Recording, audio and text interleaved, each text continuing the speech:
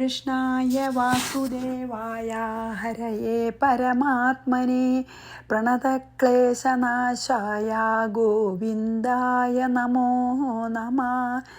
രാമായ രാമഭദ്രായ രാമചന്ദ്രായ വേധസേ രഘുനാഥായ നാഥായ സീതായ പതയേ നമഃ. ശ്രീ സീതാലക്ഷ്മണ ഭരത ശത്രുഘ്ന ഹനുമൽ സമേത ശ്രീരാമചന്ദ്രസ്വാമിനേ നമഃ. യത്ര യത്ര രഘുനാഥ കീർത്തനം തത്ര തത്ര കൃതമസ്തകാഞ്ജലിം ബാഷ്പവാരി പരിപൂർണലോചനം മാരുതിം നമത രാക്ഷസാന്തകം. നമ്മൾ പിന്നെ ശ്രീരാമൻ സീതയോട് കാട്ടിലേക്ക് പോവുകയാണെന്ന് പറഞ്ഞപ്പോൾ നീ പിന്നെ എൻ്റെ അമ്മമാരെ ഇവിടെ ശുശ്രൂഷിച്ചിരുന്നോളൂ എന്ന് പറഞ്ഞപ്പോൾ സീത പറഞ്ഞു, ഞാൻ മുമ്പിൽ നടക്കും, ഞാൻ തീർച്ചയായിട്ടും വരുന്ന മാത്രമല്ല ഞാൻ മുമ്പിൽ നടക്കാം, അങ്ങ് പിന്നെ നടന്നോളൂ എന്ന് പറഞ്ഞപ്പോൾ സീതയുടെ ആ നിശ്ചയത്തിന് എതിരായിട്ട്, അതായത് എത്ര പിന്നെ ആ വനം എത്ര ഭയാനകമാണ് ദണ്ഡകവനം എന്ന് പറഞ്ഞുകൊണ്ടിരിക്കുകയാണല്ലോ പിന്നെ ശ്രീരാമൻ. അതാണല്ലോ കഴിഞ്ഞ 65-ാം ശ്ലോകത്തിൽ പറഞ്ഞു, മനുഷ്യ മാംസം ഭുജിക്കുന്നവരും കണ്ടാൽ വളരെ ഭയാനകന്മാരുമായിട്ടുള്ള രാക്ഷസന്മാർ കാട്ടിലുണ്ട്. അതിന് പുറമെ സിംഹം, നരി മുതലായിട്ടുള്ള പല മൃഗങ്ങളും എപ്പോഴും അവിടെയൊക്കെ സഞ്ചരിച്ചു കൊണ്ടിരിക്കും. അങ്ങനെയുള്ള ദിക്കിൽ നിന്നെ എങ്ങനെ കൊണ്ടുപോകാമെന്ന് പറഞ്ഞു 65 അല്ലേ. ഇനി 66. കട്വമ്ലഫലമൂലാനി ഭോജനാർത്ഥം സുമധ്യമേ അപൂപാനി വ്യഞ്ജനാനി വിദ്യന്തേ ന കദാചന. സുമധ്യമേ ഹേ, അതായത് മധ്യം നല്ല, അതായത് നല്ല ഒതുങ്ങിയ അരക്കെട്ടോട് കൂടിയവളെ എന്നാ ശരിക്കും പറയാ. സുമധ്യമേ വെച്ചാൽ ഒതുങ്ങിയ അരക്കെട്ടോട് കൂടിയവളെ അത്ര ഭംഗി. ഭോജനാർത്ഥം അതായത് ഭക്ഷിക്കാനായിക്കൊണ്ട് കട്ടു അമ്ല ഫലമൂലാനി, എരിവും കടു പറഞ്ഞാൽ എന്താ പിന്നെന്താണ് എരിയുള്ളതും, അമ്ലം വെച്ചാൽ എന്താ ആസിഡാണല്ലോ. അപ്പോൾ പുളിയുള്ള പിന്നെ ഫലങ്ങളും പിന്നെ കിഴങ്ങുകളും ഒക്കെ അപൂപാനി വ്യഞ്ജനാനി, അങ്ങനെ പല ഹാരങ്ങളും കറികളും കഥാചന എന്ന വിദ്യന്തേ ഒരു കാലത്തും. അതായത് കാട്ടിൽ ഹേ സുന്ദരി, ഈ കാട്ടിൽ തിന്നാനുള്ള സാധനങ്ങൾ എരിയും പുളിയും ഉള്ള കായും കിഴങ്ങും മാത്രമേ ഉണ്ടാവുള്ളൂ. സ്വാദുള്ള ഒറ്റ അപൂപാനി പലതരത്തിലുള്ള കറികളൊക്കെ ഇപ്പോൾ ഈ രാജധാനിയിൽ കിട്ടുന്ന പോലെ സ്വാദുള്ള പലഹാരങ്ങളോ കറികളോ ഒന്നും നിനക്ക് കിട്ടില്ല അവിടെ. എന്താ കയപ്പും പുളിയും പിന്നെ ചവർപ്പും ഒക്കെ ഉള്ള പഴങ്ങളും പിന്നെ എന്താ കിഴങ്ങൊക്കെ കിട്ടുള്ളൂ. ഇവിടെ കിട്ടുന്ന പോലത്തെ നല്ല 4 കൂട്ടം പിന്നെ കറികളും അങ്ങനെയുള്ള നല്ല കേമായിട്ടുള്ള ഊണൊന്നും കിട്ടില്ലല്ലോ അവിടെ. കട്ടു അമ്ല ഫലമൂലാനി ഭോജനാർത്ഥം സുമധ്യമേ അപൂപാനി വ്യഞ്ജനാനി വിദ്യന്തേ ന കഥാചന. ഒരിക്കലും അവിടെ കിട്ടില്ല. കാലേ കാലേ ഫലം വാപി വിദ്യതേ കുത്ര സുന്ദരി മാർഗോ ന ദൃശ്യതേ ക്വാപി ശർക്കരാകണ്ഠകാന്വിത. ഫലം വാപി അതേപോലെ തന്നെ പഴങ്ങൾ തന്നെ കാലേ അതാത് കാലത്ത് ഉണ്ടാവണ സമയത്ത് ആ പഴങ്ങൾ കിട്ടുക, അത്രയല്ലേ ഉള്ളൂ. ഏത് കാലത്ത് ഏത് പഴമാണ് അവൈലബിളാണ് കാട്ടിലെ വെച്ചാൽ അത് മാത്രം. സുന്ദരി ഹേ സുന്ദരി കുത്ര വിദ്യതേ, എവിടെ ഉണ്ടാകുക? ഇവിടെ കിട്ടുന്ന പോലത്തെയൊക്കെ നല്ല നല്ല പഴങ്ങളൊന്നും ഈ നാട്ടിൻപുറത്തുണ്ടാവുന്ന മരങ്ങളൊന്നും പലതും കാട്ടിലുണ്ടാവില്ല. പിന്നെ എന്താ നമ്മൾ നട്ട് വളർത്തുകയൊക്കെയാണല്ലോ. അപ്പം നമുക്ക് ഇഷ്ടമുള്ള പോലെ വേറൊരുതിക്കുന്ന കൊടുന്ന് അങ്ങനെയൊക്കെ ഉണ്ടാവുക. മറ്റത് തന്നെ വളരണതല്ലേ. അപ്പം ഇങ്ങനത്തെ നല്ല അത്രക്കയമായിട്ടുള്ള പഴങ്ങളൊന്നും ഉണ്ടാവില്ല. മാർഗ എന്ന ദൃശ്യതയെ, വഴിയാണെങ്കിൽ ശരിക്കും വഴിയൊന്നും വെട്ടിയിട്ടില്ലല്ലോ. നമ്മൾ വഴി ഉണ്ടാക്കി പോവുക, അല്ലെങ്കിൽ നമ്മൾ ഇതാണ് വഴിയെന്ന് വിചാരിച്ച് പോവുക, അല്ലാണ്ട് വഴി വെട്ടിയിട്ടേ ഉണ്ടാവില്ല കാട്ടിൽ. ഇല്ല. ശർക്കരാകണ്ഠകാന്വിത, കല്ലും മുള്ളും നിറഞ്ഞതുമാണ് പോരാത്തേന്. അതായത് എന്താ പറഞ്ഞ അതാത് കാലത്ത് അതാത് ഒരുകൂട്ടം ഇങ്ങനെ പിന്നെ പഴങ്ങളൊക്കെ കിട്ടുന്നതല്ലാതെ നാട്ടിലത്തെ പോലെ നല്ല നല്ല ഫലങ്ങളൊന്നും ഉണ്ടാവില്ല. പിന്നെയോ വഴി ഒരു ദിക്കിന്ന് വേറൊരു ദിക്കിലേക്ക് പോകണമെന്ന് വെച്ചാൽ വഴിയൊന്നും വെട്ടിയിട്ടില്ല. നമ്മളെ ഏതെങ്കിലും വഴിയിൽ കൂടെ കല്ലും മുള്ളും, അതാണ് ശർക്കര ആ കണ്ഠകാന്വിത എന്ന് പറഞ്ഞത്. കല്ലും മുള്ളും നിറഞ്ഞ വഴിയിൽ കൂടെ വേണം നമുക്ക്. അഥവാ ഇനിയിപ്പോൾ ഒരു വഴി കണ്ടാൽ തന്നെ അതിനൊക്കെ വഴിയൊന്നും വെട്ടിയിട്ടില്ല എവിടെയും. ഇനി നമ്മൾ ആരെങ്കിലും മൃഗങ്ങൾ നടന്നതോ അല്ലെങ്കിൽ കുരങ്ങന്മാർ നടന്നതോ അല്ലെങ്കിൽ കാട്ടുജാതിക്കാർ നടന്നതോ വല്ല വഴിയും കണ്ടു എന്ന് വരാം. പക്ഷെ അതൊന്നും വൃത്തിയായിട്ടാവില്ല, കല്ലും മുള്ളും നിറഞ്ഞതാവേ. കാലേ കാലേ ഫലം വാപി വിദ്യതേ കുത്ര സുന്ദരി മാർഗോ ന ദൃശ്യതേ ക്വാപി ശർക്കരാ കണ്ടകന്വിത. 68. ഗൃഹ ഗഹ്വര സംബാധം ഝില്ലീദംശാഭിര്യുതം ഝില്ലീദംശാദിഭിര്യുതം ഏവം ബഹുവിധം ദോഷം വനം ദണ്ഡകസംഹിതം. ഗുഹാഗഹ്വര സംബാധം, നിറച്ച് ഗുഹകളും പിന്നെ ഇങ്ങനെ കുഴികളും നിറഞ്ഞതും. ഝില്ലീദംശാദിഭിഹി യുതം, ഈച്ച വണ്ട ഇങ്ങനെ മൂളിയും കൊണ്ട് നടക്കണ ഈച്ച, വലിയ വലിയ വണ്ടുകൾ മുതലായൊക്കെ എപ്പോഴും പാറി നടക്കുന്നുണ്ടാവും. ഏവം ബഹുവിധം ദോഷം ദണ്ഡക സംഹിതം വനം. ഇപ്രകാരം പലവിധ ദോഷം തന്നെ പറയാം, ദോഷം എന്നാണ്, പലവിധ നെഗറ്റീവായിട്ടുള്ള നമുക്കിഷ്ടമല്ലാത്ത പല കാര്യങ്ങളും. ഈ വണ്ടും ഒരു കൂട്ടം വലിയ വലിയ ജന്തുക്കളൊക്കെ നമ്മുടെ തലയുടെ 4 പുറം അങ്ങനെ മൂളിക്കൊണ്ട് നടക്കണതൊക്കെ വളരെ വിഷമല്ലേ നമുക്ക്. അങ്ങനത്തെ ഒരു സിറ്റുവേഷൻ, അങ്ങനത്തെ ഒരു അവസ്ഥയാണ് അവിടെ ഉണ്ടാവുക ദണ്ഡകവനത്തിൽ എന്ന് പറയുകയാണ്. അതായത് സുഖമായിട്ട് താമസിക്കാനൊന്നും പറ്റില്ല പിന്നെ സീതയെ. കാരണം പർവ്വതത്തിൻ്റെ ഗുഹകളിലും പിന്നെയോ ഈ വള്ളിക്കുടിലുകളിലും ഒക്കെ വല്ല വള്ളിയുടെയൊക്കെ അകത്തേ, അതായത് കാറ്റും മഴയും കുറച്ച് കുറയാൻ വേണ്ടിയിട്ട് വല്ല വള്ളിക്കുടിലേ പറയുമല്ലോ, അതായത് ഇങ്ങനെ ബുഷസ് കൊണ്ട് ഇങ്ങനെ ഒരു വീട് പോലെയൊക്കെ തന്നെ ഉണ്ടായിട്ടുണ്ടാവും അവിടെ പാമ്പൊക്കെ ഉണ്ടാവാം. എന്തായാലും അതിൻ്റെ അടിയിലോ ഗുഹകളിലോ ഒക്കെ വേണം താമസിക്കാൻ. പിന്നെ ഈ ഇങ്ങനത്തെ ക്ഷുദ്രജീവികളൊക്കെ ഈ പാറ്റ, വണ്ട്, വലിയ വലിയ ഈ തേൻ ഇങ്ങനെ ഈ നാളികേരം പോലെ അതൊക്കെ കുടിക്കണ വലിയ വലിയ വണ്ടികൾ, ബീറ്റിൽസൊക്കെ പോലെ അതൊക്കെ, പിന്നെ നിറച്ച് കൊതു, ഇങ്ങനത്തെയൊക്കെ മൂളി നടക്കുന്നുണ്ടാവും നമ്മളെ പിന്നെ വിഷമിപ്പിക്കാനായിട്ട്. അങ്ങനത്തെ പലവിധ ദോഷങ്ങളെ കൊണ്ട് നിറഞ്ഞ കാടാണ് ദണ്ഡകം. അതിനാണ് ദണ്ഡകം എന്ന് പേരെന്നെ. അതായത് ഒരു ശിക്ഷ പോലെയാണ് അവിടെ പോയി താമസിക്കണതേ. ദണ്ഡകവനം എന്ന് പറഞ്ഞാൽ ദണ്ഡം ശിക്ഷിക്കാൻ ഒരു ശിക്ഷ പോലെയാണ് ദണ്ഡകവനം. അത്ര സുഖമുള്ളതല്ല വസിക്കാൻ. ഗുഹാ ഗഹ്വര സംബാധം ഝില്ലിദംശാഭിര്യുതം ഏവം ബഹുവിധം ദോഷം വനം ദണ്ഡകസംഹിതം. അത്ര വിഷമമുള്ളൊരു സ്ഥലമാണത്. പാദചാരേണ ഗന്ധവ്യം ശീതവാതാതപാദിമദ് രാക്ഷസാദീൻ വനേ ദൃഷ്ട്വാ ജീവിതം ഹാസ്യസേ അചിരാത്ന്ന്. പാദചാരേണ ഗന്ധവ്യം, എല്ലാ ദിക്കിലേക്കും കാൽനടയായിട്ട് നടക്കണം, നടന്ന് പോവണം എല്ലാ ദിക്കിലേക്കും.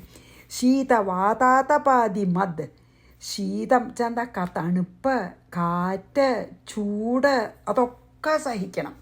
ഈ രാജധാനിയിലത്തെ പോലെ ഒന്നും പിന്നെ ക്രമീകരിച്ചിട്ടില്ല. ചൂടും തണുപ്പും കാറ്റൊന്നും ക്രമീകരിച്ചിട്ടൊക്കെ ഒരു വലിയ വലിയ രാജധാനിയിലൊക്കെ ഇപ്പോൾ നമ്മൾ കേട്ടിട്ടുണ്ടല്ലോ, ഞാൻ കണ്ടിട്ടില്ല കേട്ടോ താജ്മഹലൊന്നും. അവിടെ വേനൽക്കാലത്തിരിക്കാനുള്ള മുറിയുടെ അപ്പുറത്തെ വലിയൊരു പിന്നെ ഈ ജലാശയമുണ്ട്. അപ്പോൾ അതിൽ തട്ടി വരുന്ന കാറ്റാണെങ്കിൽ തണുപ്പുണ്ടാവില്ല. അങ്ങനെയൊക്കെ ക്രമീകരിച്ചിട്ടുണ്ടാവും വലിയ വലിയ രാജധാനിയിലൊക്കെ. ചൂടും തണുപ്പും കാറ്റുമൊക്കെ ക്രമീകൃതമാവും. അതങ്ങനെയൊന്നുമില്ല. എല്ലാം സഹിച്ചിട്ട് കാൽനടയായിട്ട് എല്ലാ ദിക്കിലേക്കും പോകണം. രാക്ഷസാദീൻ വനേ ദൃഷ്ട്വ, രാക്ഷസന്മാരെ വനത്തിൽ കണ്ടിട്ട് അചിരാ ജീവിതം ഹാസ്യസേ, ഇനി എനിക്ക് ജീവിക്കാൻ വയ്യാന്ന് പറഞ്ഞാൽ ചിലപ്പോൾ നിൻ്റെ ജീവൻ തന്നെ കളഞ്ഞെന്ന് വരാം. അപ്പോൾ എന്താ വെച്ചാൽ അത്ര പേടിയാവും ചെയ്യും. ഈ ബുദ്ധിമുട്ട് സഹിക്കാൻ വയ്യായിട്ട് നീ ജീവൻ കളയാനുള്ള സാധ്യത ഉണ്ടെന്ന് പറയുകയാണ്. ഇത്ര സുഖമായിട്ടല്ലേ ഇപ്പോൾ രാജധാനിയിൽ. എന്താ കഥ? ദശരഥൻ്റെ രാജധാനിയിലത്തെ ജീവിതവും ദണ്ഡകവനത്തിലത്തെ ജീവിതവും കൂടി നമുക്ക് താരതമ്യം ചെയ്യാൻ തന്നെ പറ്റില്ല അല്ലേ. അവിടെ കാൽനടയായിട്ട് നടക്കണം എല്ലാ ദിക്കിലേക്കും. തണുപ്പും ചൂടും കാറ്റും എന്താണ് പിന്നെ കാലാവസ്ഥ വെച്ചാൽ അതിനെയൊക്കെ നമ്മൾ സഹിച്ച് തരണം ചെയ്യണം. പിന്നെ രാക്ഷസന്മാരൊക്കെ കണ്ടാൽ പേടിയാവും. ഒക്കെപ്പാടെ കൂടി നീ ചിലപ്പോൾ നിൻ്റെ പ്രാണൻ തന്നെ ത്യജിക്കാൻ സാധ്യത ഉണ്ട്. പാദചാരേണ ഗന്ധവ്യം ശീതവാതാതപാദിമദ് രാക്ഷസാദീൻ വനേ ദൃഷ്ട്വാ ജീവിതം ഹാസ്യസേ അചിരാത്. കാലതാമസമില്ല, നീ ചിലപ്പോൾ പ്രാണനെ തന്നെ കളഞ്ഞു എന്ന് വരാമെന്ന്. ഇനി 70-71 ഒന്നിച്ച്. തസ്മാത് ഭദ്രേ ഗൃഹേ തിഷ്ഠ ശീഘ്രം ദ്രക്ഷ്യസി മാം പുനഃ രാമസ്യ വചനം ശ്രുത്വാ സീതാ ദുഃഖസമന്വിതാ പ്രത്യുവാച സ്ഫുരദ്വക്ത്രാ കിഞ്ചിൽ കോപസമന്വിതാ കഥം മാമിച്ഛസേ ത്യക്തും ധർമ്മപത്നിം പതിവ്രതാം. ഈ 3 ശ്ലോകം കൂടി ഒന്നിച്ചാട്ടോ. ത്വദനന്യാമദോഷാം മാം ധർമ്മജ്ഞോസി ദയാപര ത്വൽസമീപേ സ്ഥിതാം രാമ കോ വാ മാം ദർശയേദ്വനേ ഫലമൂലാദികം യദ്യ തവ ഭൂക്താവശേഷിതം തദേവാമൃതതുല്യം മേ തേന തുഷ്ടാ രമാമ്യഹം ത്വയാ സഹ ചരന്ത്യാ മേ കുശാ കാശാശ്ച കണ്ടകാഃ പുഷ്പാസ്തരണതുല്യാ മേ ഭവിഷ്യതി ന സംശയ. കേൾക്കേണ്ടതാണ് സീതയുടെ അതിനുള്ള ഉത്തരം. ഇത്രയും നിരുത്സാഹപ്പെടുത്തി ആര്? ശ്രീരാമൻ സീത കാട്ടിലേക്ക് വരണേനെ ഇപ്പം കഴിഞ്ഞ കുറേ ശ്ലോകം കൊണ്ട് പല നെഗറ്റീവായിട്ടുള്ള കാര്യങ്ങളും പറഞ്ഞ് നിരുത്സാഹപ്പെടുത്തിയപ്പോൾ എന്താ സീത പറയണേ? തസ്മാൻ അതുകൊണ്ട് ഭദ്രേ, അതുകൊണ്ട് നീയ് ഗൃഹേ തിഷ്ഠ, ഹേ നീയ് സീത നീയ് ഈ ഗൃഹത്തിൽ തന്നെ താമസിക്കൂ, രാജധാനി തന്നെ താമസിച്ചാൽ മതി. മാം ശീഘ്രം പുനഃ ദ്രക്ഷ്യസി, എന്നെ വേഗം വീണ്ടും കാണാൻ പറ്റും. വീണ്ടും വേഗമൊന്നും കാണാൻ പറ്റില്ല, 14 കൊല്ലണ്ട്. എന്നാലും അങ്ങനെ പറഞ്ഞ് സമാധാനിപ്പിക്കുകയാണ്. ഞാൻ വേഗം തിരിച്ചു വന്നിട്ട് എന്നെ കാണാലോ. രാമസ്യ വചനം ശ്രുത്വ, രാമൻ്റെ വാക്കിനെ കേട്ടിട്ട് സീത ദുഃഖസമന്വിത, സീതയ്ക്ക് ദുഃഖമായി. എന്നിട്ടോ പിന്നെ ദുഃഖത്തോടു കൂടിയുള്ള സ്ഫുരദ്വക്ത്ര, അതായത് തുടുത്ത മുഖം, മുഖം കൊണ്ട് തുടുത്തു, ചുവപ്പ് നിറായി. അതായത് വല്ലാതെ നമ്മളിങ്ങനെ പറയില്ലേ, വല്ലാതെ ഒരു നമുക്ക് കണ്ട വിഷമം തോന്നും. കിഞ്ചിൽ കോപസമന്വിത, കുറച്ച് കോപം ഉണ്ടായി. പ്രത്യുവാച, എന്താ മറുപടി പറഞ്ഞ? പ്രത്യുവാച മറുപടി പറഞ്ഞ എന്താണ്? ധർമ്മപത്നിയും പതിവ്രതാം ത്വദനന്യാം അദോഷാം മാം ത്യക്തും കഥം ഇച്ഛസേ. ധർമ്മപത്നിയും പതിവ്രതയും പിന്നെയോ ത്വദനന്യാം അദോഷ, അന്യന വേറൊരു രക്ഷയില്ലാത്തവളും, ത്വദനന്യാം അനന്യമായിട്ട് അങ്ങേ ആശ്രയിക്കുന്നവൾ, അതായത് എനിക്ക് വേറെ ആശ്രയമില്ല, അങ്ങനെ വേറെ അന്യരക്ഷയില്ലാത്തവളും, അദോഷാം ഒരു ദോഷവും ചെയ്യാത്തവളുമായ എന്നെ, മാം ത്യക്തും എന്നെ ഇങ്ങനെ ഉപേക്ഷിക്കാൻ, കഥം ഇച്ഛസേ അങ്ങ് എന്തിനിങ്ങനെ എന്നെ ഇത്ര, ഞാൻ ധർമ്മപത്നിയാണ്, പതിവ്രതയാണ്, പിന്നെ എനിക്ക് അങ്ങല്ലാതെ വേറൊരു രക്ഷ ഇല്ല, അങ്ങനെയുള്ളൊരു എന്നെ ദോഷമൊന്നും ഞാൻ ചെയ്തിട്ടില്ല, അങ്ങനെയുള്ള ദോഷരഹിതമായിട്ടുള്ള എന്നെ ഉപേക്ഷിക്കാൻ എന്തിനാ അങ്ങിങ്ങനെ ആഗ്രഹിക്കണേ? ധർമ്മജ്ഞ ദയാപരഹ അസി, അങ്ങന്ന് ധർമ്മം അറിയുന്ന വളരെ കരുണാകരനായിട്ടുള്ള ഒരു ആളല്ലേ, എത്ര ദയുള്ള ആളാണ്, നല്ല ധർമ്മിഷ്ഠനുമാണ്. അതാണ് എന്താ പറഞ്ഞത്, ധർമ്മജ്ഞനുമാണ്. ദയാപരഹ അസി ത്വൽസമീപേ സ്ഥിതാമ്മാം, അങ്ങയുടെ അടുത്തിരിക്കുന്ന എന്നെ വനേ കഹ വാ ധർഷയേത്, വനത്തിൽ ആർക്കാ ഉപദ്രവിക്കാൻ സാധിക്കുക? ഞാൻ എപ്പോഴും അങ്ങയുടെ കൂടെ അല്ലേ, അങ്ങയുടെ കൂടെ ഇരിക്കണ എന്നെ ആ പിന്നെ കാട്ടിൽ ആർക്കാ ഉപദ്രവിക്കാൻ കഴിയുക? വനേ കഹ വാ ധർഷയേത്, എന്നെ ആരും ഉപദ്രവിക്കുന്ന? തവ ഭുക്താവശേഷിതം യദ് ഫലമൂലാധികം, അങ്ങ് ഭുജിച്ചതിൻ്റെ ഉച്ഛിഷ്ടം, അങ്ങ് ഭുജിച്ച് കഴിഞ്ഞിട്ട് ബാക്കി വരണ പഴോ പിന്നെന്താണ് കിഴങ്ങുകളോ, തദേവമേ അമൃത തുല്യം, അതെനിക്ക് അമൃതന് തുല്യമാണ്. അങ്ങ് കഴിഞ്ഞ് ബാക്കി എന്ത് പഴങ്ങളോ പിന്നെ കിഴങ്ങുകളോ ബാക്കി വരുന്നു, അതെനിക്ക്, എന്നെ സംബന്ധിച്ചിടത്തോളം അത് അമൃതന് തുല്യമാണ്, അങ്ങയുടെ ഉച്ഛിഷ്ടം. അതെനിക്ക്, അതിലും വലിയ അമൃതം എനിക്കില്ല. തേന തുഷ്ട അഹം രമാമി, അതുകൊണ്ട് ഞാൻ സന്തോഷിച്ച് അവിടെ കഴിഞ്ഞോളാം. ത്വയാ സഹ ചരന്ത്യാഹ അമ്മേ, അങ്ങയോടുകൂടെ സഞ്ചരിക്കുന്ന എനിക്ക് കുശാഹ കാശാഹ കണ്ടകാഹ ച, അതായത് പുല്ലും, അതായത് ഈ പിന്നെ വലിയ ഈ എന്താ പറയുക, വലിയ ഭയങ്കര ഉയരത്തിൽ വളരുന്ന പുല്ലും പിന്നെന്താണ് മുള്ളും എല്ലാം ഒരുപോലെയാണെന്ന്. അതുകൊണ്ട് അങ്ങ് അതാണ് എന്താ പറയുക, ആദ്യം പിന്നെ അവസാനം എങ്ങനെയാണ് പറഞ്ഞ് അവസാനിപ്പിച്ചത് ശ്രീരാമൻ. എന്താ അതുകൊണ്ട് ഞാൻ ഈ പറഞ്ഞ കാരണങ്ങൾ കൊണ്ട് നീ ഈ രാജധാനിയിൽ തന്നെ വസിച്ചോളൂ, ഞാൻ വേഗം നിന്നെ കാണാനായിട്ട് തിരിച്ചു വരാമെന്ന് പറഞ്ഞപ്പോൾ സീതയ്ക്ക് ഭയങ്കര ദുഃഖമുണ്ടായി, കുറച്ച് ദേഷ്യം വന്നു. അപ്പോഴാണ് മുഖം ഒന്ന് തുടുത്തു. എന്നിട്ട് പറയുകയാണ്, ഞാൻ അങ്ങയുടെ ധർമ്മപത്നിയല്ലേ, എന്നെ ഉപേക്ഷിക്കാൻ പാടുമോ? ഞാൻ പതിവ്രതയാണ്. അപ്പോൾ അതായത് പാണിഗ്രഹണം ചെയ്താലല്ലേ പിന്നെ ധർമ്മപത്നിയാവുക. അങ്ങനെ പാണിഗ്രഹണം ചെയ്ത പിന്നെ എന്നെ പിരിയാൻ എന്നെ എങ്ങനെ ത്യജിക്കാൻ പാടുമോ? ഭർത്താവിൻ്റെ സുഖദുഃഖങ്ങളെയൊക്കെ എനിക്ക് അനുഭവിക്കാൻ എനിക്ക് അധികാരമുണ്ട്. അതുകൊണ്ടാണല്ലോ പതിവ്രത എന്ന് പറയണത്. എനിക്കാണെങ്കിൽ അങ്ങല്ലാതെ വേറെ രക്ഷയില്ല. ഇങ്ങനെ ഒരു ദോഷവും ചെയ്യാത്ത എന്നെ ഉപേക്ഷിക്കാൻ അങ്ങ് എന്തിനാ ഇങ്ങനെ ആഗ്രഹിക്കുന്നത്? അങ്ങ് ധർമ്മിഷ്ഠനാണല്ലോ, കരുണാമയനാണല്ലോ. അങ്ങയുടെ സന്നിധിയിലിരിക്കുമ്പോൾ അങ്ങയുടെ ഒപ്പം ഇരിക്കണ എന്നെ ആർക്കാ ഉപദ്രവിക്കാൻ പറ്റുക? എനിക്കാണെങ്കിൽ ഭക്ഷണത്തിനെ പറ്റി ഒന്നും അങ്ങ് വേവലാതിപ്പെടണ്ട. അങ്ങയുടെ ഉച്ഛിഷ്ടമാണ് എനിക്ക് അമൃതാണ്. അത് കഴിച്ച് ഞാൻ ആനന്ദിച്ചിരുന്നോളാം. എനിക്ക് കാട്ടിലുള്ള ദർഭം മുതലായിട്ടുള്ള പുല്ലുകളും കല്ലുകളും നിറഞ്ഞ ആ പ്രദേശം എനിക്ക് പൂമെത്ത പോലെയാണ്. അതിലെന്താ സംശയം അങ്ങക്ക്? പുഷ്പാസ്തരണ തുല്യ, അതായത് പുഷ്പാസ്തരണ തുല്യാഹ ഭവിഷ്യന്തി. അതായത് അവിടുത്തെ കല്ലും മുള്ളും പുല്ലും ഒക്കെ എനിക്ക് ഏതുപോലെയാണ്? പൂമെത്ത ആണ് എനിക്ക്, ഒരു സംശയമില്ല എന്ന്. എന്നാ സംശയ എന്ന് പറഞ്ഞു അങ്ങോട്ട് പറഞ്ഞു. അത് അപ്പം നമുക്ക് ആ 5 ശ്ലോകം വായിച്ചിട്ട് നമുക്ക് അടുത്തേക്ക് പോവാം കേട്ടോ. അതായത് 70-74 ഞാൻ വായിക്കാം. തസ്മാത് ഭദ്രേ ഗൃഹേ തിഷ്ഠ ശീഘ്രം ദ്രക്ഷ്യസി മാം പുനഃ രാമസ്യ വചനം ശ്രുത്വാ സീത ദുഃഖായി പ്രത്യുവാച സ്ഫുരദ്വക്ത്ര, ചുമന്ന തുടുത്ത് മുഖം, കിഞ്ചിൽ കോപസമന്വിത, കുറച്ച് കോപവും, കഥം മാമിച്ഛസേ ത്യക്തും ധർമ്മപത്നിയും പതിവ്രതാം. പതിവ്രതയും ധർമ്മപത്നിയായിട്ടുള്ള എന്നെ എങ്ങനെ എന്തിന് ത്യജിക്കുന്നു? ത്വദ്വനന്യാമദോഷാം, എനിക്ക് അന്യാശ്രയമില്ല, ദോഷമില്ല. മാം ധർമ്മയജ്ഞോസിതയാ പരാ, ധർമ്മജ്ഞനാണ്, കരുണാമയനാണ്. ത്വൽ സമീപേ സ്ഥിതാം രാമ കോവാ മാം ദർശയേദ്വനേ. വനത്തിൽ അങ്ങനെ എടുത്തിരിക്കുമ്പോൾ എന്നെ ആര് ദർശയേന്ന് ഉപദ്രവിക്കുന്ന? ഫലമൂലാധികം യദ്യത്തവ ഭുക്താവശേഷിതം ഉച്ഛിഷ്ടേ തദേവ അമൃതതുല്യം മേ തേന തുഷ്ടാരമാമ്യഹം. ത്വയാ സഹ ചരന്ത്യാമേ കുശാ കാശാശ്ച കണ്ടകാഹ, കല്ലും മുള്ളൊക്കെ പുഷ്പാസ്തരണ തുല്യാമേ, പച്ച പരവതാനി പോലെ, പുല്ലുകൊണ്ടുള്ള പരവതാനി പോലെയാണ് എനിക്ക്. മേ ഭവിഷ്യതി ന സംശയ, സംശയാതീതമായിട്ട് പറഞ്ഞു.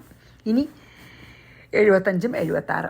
അഹം ത്വാം ക്ലേശയേ നൈവ ഭവേയം കാര്യസാധിനി ബാല്യേ മാം വീക്ഷ്യ കശ്ചിദ്വൈ ജ്യോതിശാസ്ത്രവിശാരദ.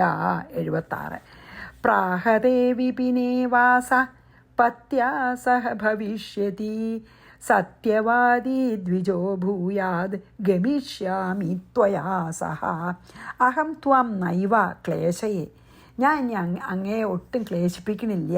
നിശ്ചയം കാര്യസാധിനി ഭവേയം, ഞാൻ അങ്ങയുടെ എല്ലാ ആവശ്യത്തെയും സാധിപ്പിക്കും, കാര്യസാധിനി. ജ്യോതിശാസ്ത്ര വിശാരദ കശ്ചിത്, ജ്യോതിശാസ്ത്രത്തിൽ അതായത് ജാതകമൊക്കെ നല്ലോണം നോക്കാൻ അറിയണം. ജ്യോതിഷി എന്നർത്ഥം. ഒരു ജ്യോതിഷി ബാല്യേ മാം വീക്ഷ്യ, എന്നെ കുട്ടിക്കാലത്ത് കണ്ടിട്ട് അല്ലെങ്കിൽ എൻ്റെ മുഖത്ത് നോക്കിയിട്ട് ഒരു ജ്യോതിഷി ബാല്യേ മാം വീക്ഷ്യാണ്, എന്നെ കണ്ടിട്ട് എന്താ പറഞ്ഞത്? പത്യാസഹ, പതിയോടുകൂടി, വിപിനെ വാസഹാത്തെ ഭവിഷ്യതി ഇതി പ്രാഹ. കുട്ടിക്കാലത്തൊരു ജ്യോതിഷി എൻ്റെ മുഖത്ത് നോക്കി പറഞ്ഞു, എന്താ പറഞ്ഞ്? വിപിനെ വാസഹ, അതായത് കാട്ടിലുള്ള വാസം തേ ഭവിഷ്യതി, നിനക്ക് ഉണ്ടാകുമെന്ന് പറഞ്ഞിട്ടുണ്ട്. ദ്വിജഹ സത്യവാദി ഭൂയ, ആ ബ്രാഹ്മണൻ സത്യം പറയണ ആളാണെന്ന് എനിക്ക് മനസ്സിലായി. കാരണം അതുകൊണ്ടപ്പോൾ അതിനൊരു അവസരം വന്നിറക്കണേ. ത്വയാ സഹ ഗമിഷ്യാമി, അതുകൊണ്ട് ആ ബ്രാഹ്മണൻ്റെ വാക്ക് സത്യമാവാനെങ്കിലും ഞാൻ അങ്ങയുടെ കൂടെ വരട്ടെ എന്ന്. അപ്പം ഞാൻ അങ്ങേ ഒന്നുകൊണ്ടും വ്യസനിപ്പിക്കില്ല. അങ്ങയ്ക്ക് ആവശ്യമായിട്ടുള്ള കാര്യങ്ങളൊക്കെ ഞാൻ അവിടെ വന്നാലും ചെയ്യാം. പിന്നെ അതായത് ഞാൻ വന്നാൽ വേണമെങ്കിൽ അങ്ങക്ക് രാക്ഷസന്മാരെയൊക്കെ കൊല്ലാൻ ചാൻസ് കിട്ടുന്നതും കൂടി ഉണ്ട് അർത്ഥം. അപ്പം ഞാൻ കുട്ടിക്കാലത്ത് എന്നെ കണ്ടപ്പോൾ ഒരു ജ്യോതിഷി എന്നോട് പറഞ്ഞു, നിൻ്റെ ഭർത്താവിൻ്റെ വലുതായ നീ ഭർത്താവിൻ്റെ കൂടെ നിനക്ക് കാട്ടിൽ താമസിക്കേണ്ടതായിട്ടുള്ള ഒരു പിന്നെ വിധി കാണാനുണ്ടെന്ന് പറഞ്ഞു. അത് ആ ബ്രാഹ്മണൻ സത്യമാണ്, ആ ബ്രാഹ്മണൻ പറഞ്ഞത് സത്യമാവട്ടെ, അതുകൊണ്ട് ഞാൻ എന്തായാലും അങ്ങയുടെ ഒരുമിച്ച് വരുന്നുണ്ട്. ഇത് വിധിയാണ്. എൻ്റെ ജാതകപ്രകാരം ഞാൻ ഭർത്താവിൻ്റെ കൂടെ കാട്ടിൽ വസിക്കുന്ന ആ ജ്യോതിഷി പറഞ്ഞു, അതിപ്പോൾ സത്യമായി തീരട്ടെ, ഞാൻ അങ്ങയുടെ കൂടെ വരികയാണ് എന്ന് പറഞ്ഞു. അഹം ത്വാം ക്ലേശയേ നൈവാ ഭവേയം കാര്യസാധിനി ബാല്യേ മാം വീക്ഷ്യ കശ്ചിദ്വൈ ജ്യോതിശാസ്ത്രവിശാരദ പ്രാഹതേ വിപിനേ വാസ പത്യാ സഹ ഭവിഷ്യതി സത്യവാദി ദ്വിജോ ഭൂയാൽ ഗമിഷ്യാമി ത്വയാ സഹ. ഇനി നമുക്ക് അതും കൂടി ഈ അടുത്ത രണ്ടെണ്ണം കൂടി ചെയ്യാം കേട്ടോ. 27ഉം 78ഉം. അന്യത് കിഞ്ചിൽ പ്രവക്ഷ്യാമി ശ്രുത്വാ മാം നയകാനനം രാമായണാനി ബഹുശ ശ്രുതാനി ബഹുഭിർദ്വിജൈഃ സീതാം വിനാ വനം രാമോ ഗത കിം കുത്രചിദ്വദാ അതസ്ത്വയാ ഗമിഷ്യാമി സർവഥാ ത്വൽസഹായിനി. അന്യത് കിഞ്ചിത് പ്രവക്ഷ്യാമി, ഒരു കാര്യം കൂടിയും പറയാമെന്ന്. അന്യത് എന്ന് പറഞ്ഞാൽ വേറൊരു കാര്യം കൂടി ഞാൻ പ്രവക്ഷ്യാമി പറയാം. ശ്രുത്വാമാം കാനനം നയ, ഇത് കേട്ടിട്ട് കാട്ടിലേക്ക് പൊക്കോളൂ. ഞങ്ങൾക്ക് ഒരു കാര്യം കൂടിയും പറയാണ്ട്. ശ്രുത്വാമാം, അതും കൂടി ഞാൻ പറയണത് കേട്ടിട്ട് കാനനം നയ, കാനനത്തിലേക്ക് പൊക്കോളൂ എന്ന്, കാട്ടിലേക്ക്. ബഹുഭി ദ്വിജൈഹി, അനേകം ബ്രാഹ്മണന്മാരിൽ നിന്ന് രാമായണാനി ബഹുശഃ ശ്രുതാനി, ഞാൻ രാമായണം പലതരത്തിൽ കേട്ടിട്ടുണ്ട്, പല ബ്രാഹ്മണർ പറയണത്. രാമ സീതാം വിന വനം ഗതഃ കിം, രാമൻ സീതയെ കൂടാതെ എപ്പോഴെങ്കിലും കാട്ടിലേക്ക് പോയിട്ട് ഒരു ബ്രാഹ്മണൻ രാമായണം കഥ പറഞ്ഞിട്ടില്ല. കുത്രചിത് വധ, ഏത് രാമായണത്തിലാണ് രാമൻ സീതയെ കൂടാതെ വനത്തിലേക്ക് പോയിന്ന് ഒരു കഥ ഉള്ളത്? അതഹ ത്വയാ ഗമിഷ്യാമി, അതുകൊണ്ട് ഞാനും അങ്ങയുടെ കൂടെ തന്നെ വരുന്നുണ്ട്. സർവഥാ ത്വൽ സഹായിനി, ഞാൻ എല്ലാ നിലയ്ക്കും അങ്ങയെ സഹായിച്ചോളാം എന്ന്. എന്നിട്ട് പറഞ്ഞു, ഒരു കാര്യം കൂടി എനിക്ക് പറയാണ്ട്, അത് പിന്നെ എൻ്റെ പതിയായിട്ടുള്ള ശ്രീരാമദേവൻ കേൾക്കണം കേട്ടോ, കേട്ടിട്ട് കാട്ടിലേക്ക് പൊക്കോളൂ. എന്താ വെച്ചാൽ പണ്ട് അനവധി ബ്രാഹ്മണന്മാർ പലതരത്തിൽ രാമായണ കഥകൾ പറഞ്ഞത് ഞാൻ കേട്ടിട്ടുണ്ട്. ഒരൊറ്റ കഥയിലെങ്കിലും സീതയെ കൂടാതെ രാമൻ വനത്തിലേക്ക് പോയതായിട്ട് പറയുന്നുണ്ടോ? ഒന്ന് ആലോചിച്ച് നോക്കൂ. അങ്ങും കേട്ടിട്ടുണ്ടാവുമല്ലോ പല രാമായണങ്ങളും പല ബ്രാഹ്മണരെ പറയണത്. അതിലേതെങ്കിലും ഒരു രാമായണത്തിൽ സീതയെ കൂടാതെ ശ്രീരാമൻ വനത്തിലേക്ക് പോയതായിട്ട് കേട്ടിട്ടുണ്ടോ? ഉണ്ടെങ്കിൽ ഏത് രാമായണത്തിലാണെന്ന് എന്നോടൊന്ന് പറയൂ. അതുകൊണ്ട് ഞാൻ തീർച്ചയായും അങ്ങയുടെ കൂടെ വരുന്നുണ്ട്. ഞാൻ എല്ലാ വിധത്തിലും അങ്ങയ്ക്കൊരു സഹായമായിട്ട് നിന്നോളാം, എന്നെക്കൊണ്ടൊരു ഉപദ്രവം ഉണ്ടാവില്ല എന്ന് പറഞ്ഞു സീത. ഇനി എന്താ വെച്ചാൽ ഇനി 79, 80, 81, 82 ഒന്നിച്ചാണ്. അത് നമുക്ക് അടുത്ത ഇതിൽ ചെയ്യാം, അതാണ് നല്ലത്. അപ്പോൾ നമുക്ക് ഇത് രണ്ടും വായിച്ചിട്ട് ഇവിടെ നിർത്താം ഇന്ന്. അന്യൽ കിഞ്ചിൽ പ്രവക്ഷ്യാമി ശ്രുത്വാ മാം നയകാനനം രാമായണാനി ബഹുശ ശ്രുതാനി ബഹുഭിർദ്വിജൈ. ഓരോരുത്തർ പറയണത് കഥ കേട്ടിട്ടുണ്ടല്ലോ. സീതാം വിനാ വനം രാമോ ഗത കിം കുത്രചിദ്വദ, അത് പറയൂ. എവിടെയെങ്കിലും കേട്ടിട്ടുണ്ടോ? എന്നാൽ അത് പറഞ്ഞു തരൂ എനിക്കെന്ന്.